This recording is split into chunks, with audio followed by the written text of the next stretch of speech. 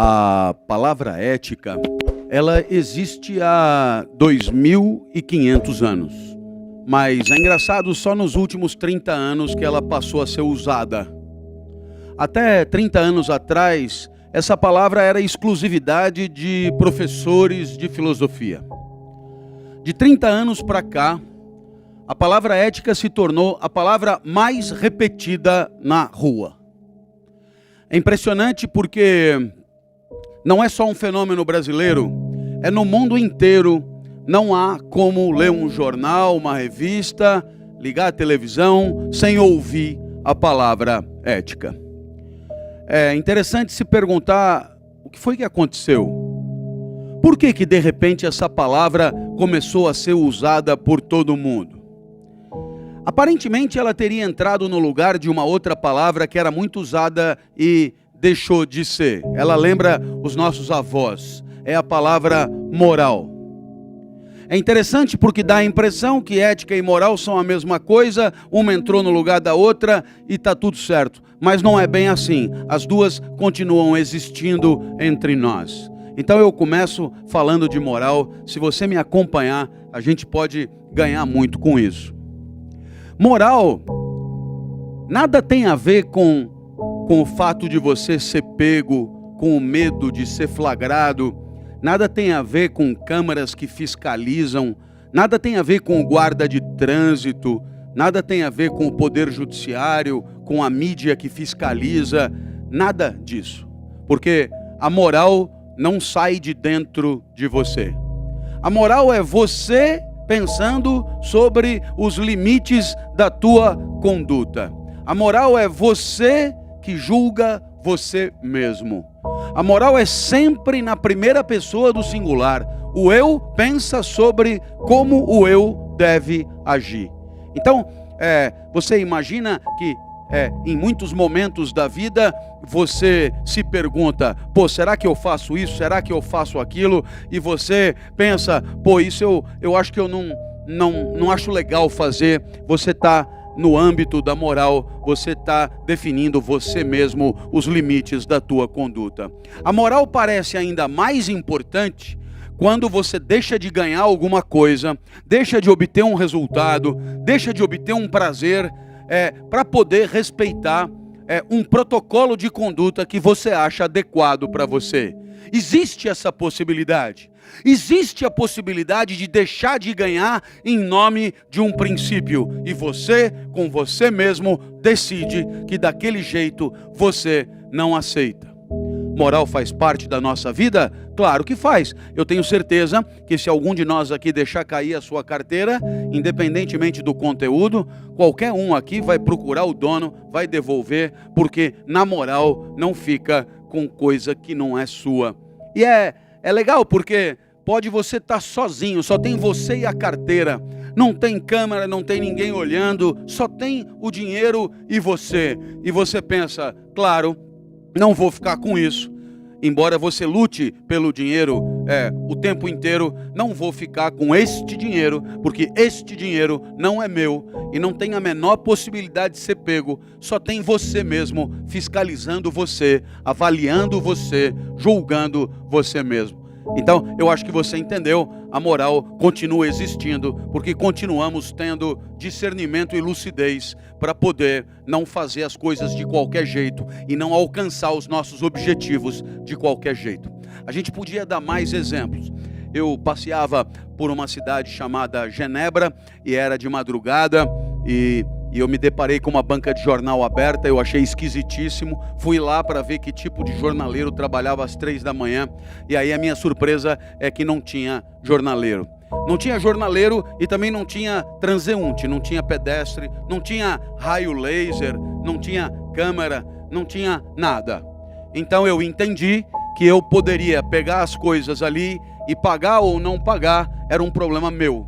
Eu poderia pagar, muito bem, estava ali uma caixa com dinheiro dentro, e eu poderia não pagar, muito bem, ninguém fiscalizaria. Então perceba, a moral é exatamente esse momento em que você pensa com você mesmo, aquilo que você aceita fazer e aquilo que você não aceita fazer, independentemente do que vai acontecer depois, de quem esteja olhando, de quem esteja fiscalizando ou não. Eu acho que você entendeu o conceito, porque você sabe que isso ainda existe. Mas a gente tem que admitir que imaginar uma sociedade onde todo mundo respeitasse escrupulosamente os direitos dos demais, imaginar uma sociedade onde todo mundo, não por medo, não por receio, mas na moral, limitasse a sua conduta de maneira a jamais agredir, entristecer e humilhar quem estiver em volta. Imaginar uma sociedade onde todo mundo, sabendo os limites da sua conduta, não se atreve a fazer nada que possa prejudicar alguém. Imaginar essa sociedade é cada vez mais difícil. E é exatamente por isso que a gente sabe que a moral não dá conta. Porque nós não conseguimos segurar a nossa onda. Porque diante da possibilidade de um ganho, diante da possibilidade de um resultado positivo, muitos de nós não hesitam em fazer o que não deveriam para conseguir aquilo. A moral não dá conta, talvez nunca tenha dado, mas a gente tem que admitir, já foi até melhor do que é hoje. Eu me lembro, a minha avó morava na Manuel da Nóbrega, perto do Ibirapuera, na frente da Assembleia Legislativa. Eu morava com ela, eu tinha 8 anos, e ela dizia: menino, vai buscar pão e leite. Eu saía sem dinheiro, ia até a Brigadeiro Luiz Antônio, subia umas quadras, e na esquina da Lorena tinha uma padaria, onde é hoje o Pão de Açúcar. Eu entrava, pedia pão e leite, o padeiro anotava o que minha avó tinha pedido, eu levava, sem levar dinheiro, o produto para casa. O padeiro tinha certeza que a minha avó voltaria para pagar, a minha avó tinha certeza que o padeiro tinha anotado certo, então eles conviveram décadas desse jeito. Você sabe que não funciona mais assim. Você sabe que no lugar dessa prática entrou uma plaquinha dizendo: aqui não aceitamos fiado. E não aceitamos fiado significa: aqui desconfiamos de você. E essa plaquinha desapareceu porque sabemos que o fiado é inimaginável hoje. E hoje, se uma criança chegar com dinheiro para comprar pão e leite para a avó, passa pela humilhação, já aos 8 anos, de ver o caixa olhando a nota contra a luz, para ver se aquela nota é verdadeira ou é falsa. E tudo isso num espaço de 40 anos. Em 40 anos saímos da confiança máxima para a desconfiança máxima. E não foi obra de ninguém, não foi obra de nenhum profeta, não fomos invadidos por nenhum povo estranho. Isso aqui fomos nós que fizemos acontecer. Se antes confiávamos uns nos outros, hoje não confiamos mais. E aí eu pergunto a você, por que será? Com certeza porque algum padeiro anotou de sacanagem mais do que foi comprado. Com certeza porque alguma avó de sacanagem esqueceu de pagar o pão. E assim, graças aos nossos comportamentos, a gente costurou uma sociedade onde ninguém acredita em ninguém, onde todos desconfiamos de todos. E é claro, esse talvez não seja o melhor lugar para se viver. A gente tem que se acostumar em ser humilhado a cada segundo que desconfiam de nós. Você imagina que eu dou palestra todo dia? Quase sempre quem me convida chama para ir até a empresa onde trabalha. Eu chego na recepção e aí a pessoa da recepção diz: tem cadastro? Eu costumo dizer: eu não sei o que é isso. E a pessoa então diz: são informações sobre você. Aí eu falo: eu tenho informações sobre mim. Aí a pessoa olha sem entender e diz: não, eu quero saber se eu tenho. Eu falo: mas isso quem tem que saber é você. Vai perguntar se você tem informações sobre mim. Eu acho que deve ter, porque se me convidaram para estar aqui, devem saber quem eu sou. A pessoa não está preparada para argumentar. Então ela diz: nome. Aí eu dou o nome, RG, CPF, não sei o que e tal. Eu vou respondendo e aí ela pede um documento. No documento constam as mesmas informações que eu acabei de dar. O que isso significa? Significa que ela não acreditou numa palavra do que eu falei. E depois do documento ela tira uma foto, porque a foto do documento pode ser falsa.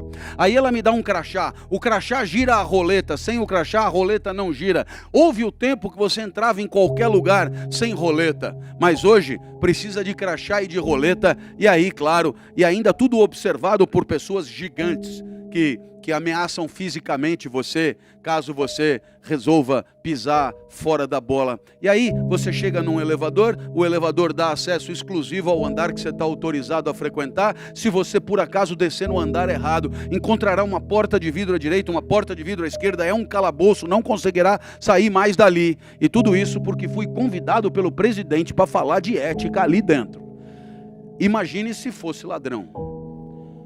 Bem, meus amigos, eu acho que você entendeu, a moral foi perdendo prestígio. E a palavra moral foi deixando de ser usada, porque a moral foi perdendo prestígio, significa a gente foi perdendo esse hábito salutar de não fazer as coisas de qualquer jeito para conseguir o que quer. Eu fui dar uma palestra em Posadas do Rio Quente, era indústria farmacêutica. E aí, era um evento incrível, muito grande, falei de ética. E terminada a palestra, tinha um tempinho ainda para voltar para Goiânia. E o meu anfitrião, gentil, virou para mim e falou: por que você não dá um mergulho, professor? É bem quente a água, é bem legal. Eu confesso que nunca me ocorre levar uma sunga quando saio para trabalhar. Hoje mesmo eu não trouxe uma sunga aqui. Aí eu falei: eu não tenho como mergulhar, eu não tenho sunga. Mas ele insistia tão gentilmente que eu entrei numa loja para comprar uma sunga. Eu não sei se é vício de professor da universidade pública, mas eu já fui pedindo pela sunga mais barata. A sunga era de fato barata, R$17, mas não sem razão. Na frente, um coqueiro estampado. Um único coqueiro, vertical. E atrás, a bandeira do Japão. Para os que não se lembram, é uma bola vermelha no meio. Eu nunca vi uma sunga que explicava graficamente aquilo que escondia organicamente, né? Um coqueiro e a bandeira do Japão. Aquilo era inusável, por isso R$17. Mas eu, professor da universidade pública, tenho senso de ridículo muito frouxo e falei: é essa mesma. A sunga estava um pouco apertada, esgarçando o coqueiro, mas não tinha problema. É nóis. Aí eu virei para a vendedora e falei: querida, eu vou subir no quarto, pegar o dinheiro, já desço e acerto com você. Ela virou para mim e falou: antes tira a sunga.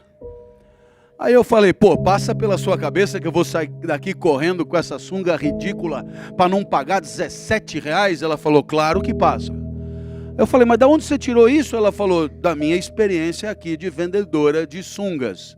Eu não sei se você entendeu, mas eu estava pagando o pato de alguém que não voltou. Então eu estava passando pelo constrangimento da desconfiança, porque alguém antes de mim, em situação idêntica, com o coqueiro na frente e o Japão atrás, saiu correndo sem voltar para pagar. Eu espero que você tenha percebido que ao longo do tempo a gente foi costurando entre nós uma sociedade da desconfiança, aonde ninguém acredita em ninguém. E vou lhe dizer, quando alguém demonstra ser digno da confiança, isso causa um espanto enorme. Porque como a expectativa é a mentira, como a expectativa é o comportamento indevido, quando alguém age corretamente, gera confusão. Bem, não poderia de lembrar do zagueiro do São Paulo, Rodrigo Caio, que, tendo percebido que o juiz se equivocou, árbitro, não é? Ele então avisa: olha, você se equivocou e, portanto, seria mais justo que você deliberasse de maneira diferente. Porque não houve a falta, sequer houve a falta, quanto mais merecedora de cartão amarelo. Bem, num mundo como o nosso, onde todo mundo parece ser mentiroso por obrigação, aonde todo mundo parece falsear, enganar, simular, fingir que foi golpeado, fingir que foi cuspido, fingir que foi empurrado, fingir que foi... E isso vale para atletas, técnicos de envergadura, da primeira divisão, etc. Num lugar como esse, aonde você está habituado a fazer o que for preciso para se dar bem, quando alguém diz a verdade e com isso perde uma vantagem que havia obtido indevidamente, esse alguém causa estupefação. É uma espécie de anomalia. Numa sociedade onde todo mundo mente, quem diz a verdade é um execrado, alguém que padecerá caro pela ousadia de ser honesto. Bem, a moral foi despencando e eu comento o que me aconteceu hoje de manhã. Hoje de manhã eu estava na cidade de Maringá. E eu saí de Maringá, saí do hotel 4 e pouco, porque supostamente deveria pegar um voo às 6 da manhã, que faria escala em Curitiba. Por conta do aeroporto de Curitiba ter fechado, esse voo foi cancelado e eu acabei conseguindo chegar de outra forma. Lá no hotel, o cidadão que me fez a saída do hotel, ele virou para mim e falou, teve consumo de frigobar? Eu disse, sim, uma água mineral. Então esse cidadão, na minha frente, pegou um telefone e disse, check-out do 214, verificar o consumo do frigobar. Se eu tenho um revólver, eu descarrego na testa, porque ainda não consegui aceitar esse tipo de humilhação desse jeito. Mas aí, o que você percebe? Que se você for encarar um enfrentamento a cada vez que a sua postura é tomada por mentirosa, é possível que você não chegue ao final do dia. Por essas e por outras, foi verificado que eu tinha consumido só uma água mineral. E então o cidadão deixou o telefone e disse, foi só uma água mineral mesmo. Eu falei, nossa, então eu disse a verdade? Ele falou, disse, ele foi verificar. Essa sociedade que nós costuramos para nós é também a sociedade que deixaremos como legado para os nossos filhos, que não pediram para nascer, muito menos nessa várzea em que a gente se habituou a conviver.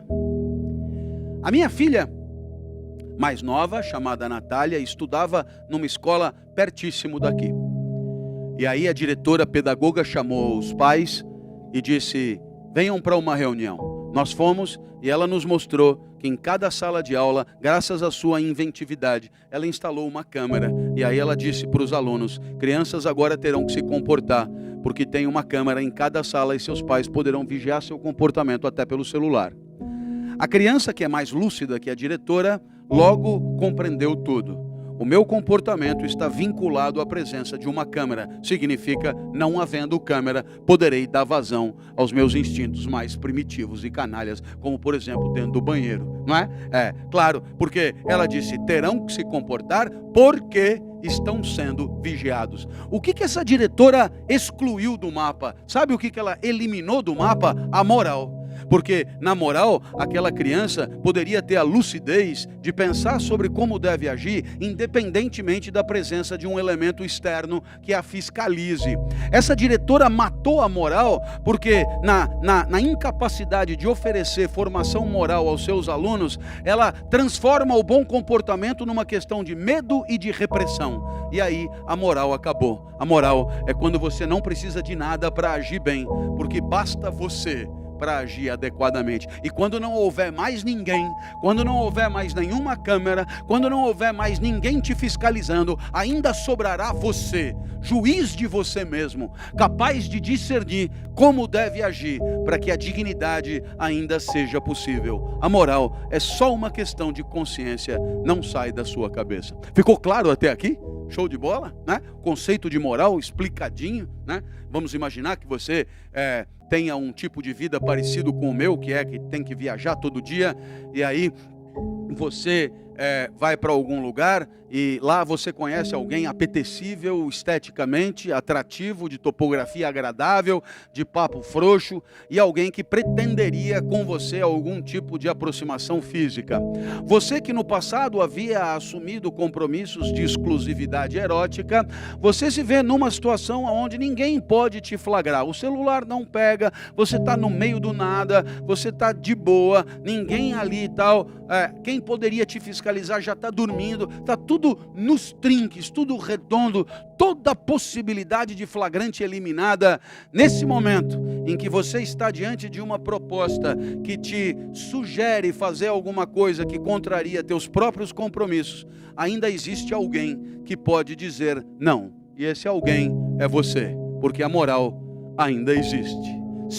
Se ontem o homem foi capaz de moral, significa que em termos potenciais ele pode voltar a ter moral, pode voltar a ter inteligência e lucidez para ser honrado novamente, coisa que deixou de acontecer. Bem, você imagina então que numa situação como essa de caos moral, a sociedade tem que continuar acontecendo. A sociedade tem que continuar interagindo minimamente harmônica. E é por isso que a ética entrou em cena. Porque a ética também visa um comportamento adequado, mas ela não é uma questão de consciência. A ética é uma questão social. A ética é o seguinte: já que na moral a gente não segura a nossa onda, então a sociedade cuidará disso e fará com que você se comporte adequadamente. Por quê? Porque senão a sociedade vira uma lama, uma guerra de todos contra todos. A ética é uma decisão coletiva. A ética é um entendimento coletivo. A ética é a sociedade protegendo a convivência. E isso contra todos aqueles que puderem ameaçá-la. Vem comigo para você entender agora como é que a coisa vai funcionar. Imagina que você tenha morado sozinho numa casa ou num apartamento. Quem mora sozinho não convive e, portanto, vive de acordo com os seus interesses e a sua praticidade. Então você adquiriu práticas, hábitos, porque você mora sozinho naquele apartamento. Muito bem. Por alguma razão você passa a compartilhar aquele mesmo espaço com alguém. Pode ser por falta de grana, pode ser por matrimônio. O fato é que agora são duas pessoas no mesmo lugar. O que você percebe logo de cara? Que tem coisas que você fazia que você pode continuar fazendo, porque não interferem na vida do outro. Mas tem coisas que, se você continuar fazendo, você tira do outro a chance de um pouco de felicidade ali dentro. E como o outro tem o mesmo direito a ser feliz ali dentro que você terá que rever as tuas práticas e terá que deixar de fazer coisas cômodas e prazerosas. Para quê? Para poder harmonizar a convivência. A ética é a diferença entre o que você faria se morasse sozinho e o que você passa a fazer porque mora com alguém.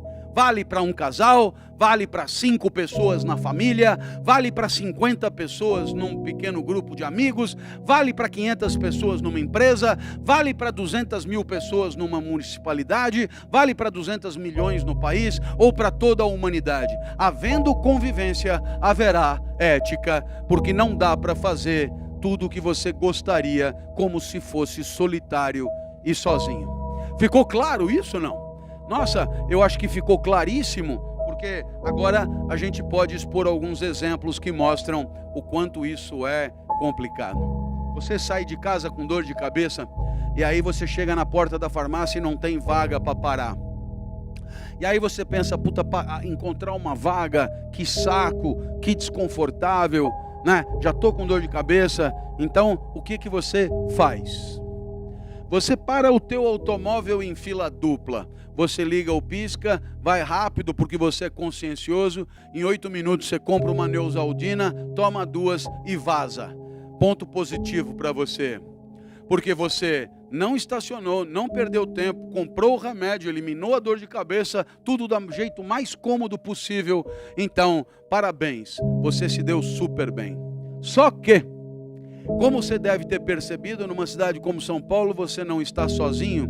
E pelo fato de você ter ocupado uma das duas pistas, uma para você, a outra para o resto do mundo, né? 148 veículos tiveram que passar ali mais devagar.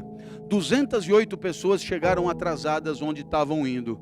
E aí, é claro, se você marcou ponto positivo para você, tem que marcar negativo para os 208. Então, se você quer somar ganhos e perdas, cada vez que alguém fode a ética, a sociedade entristece, a sociedade empobrece, a sociedade enfraquece.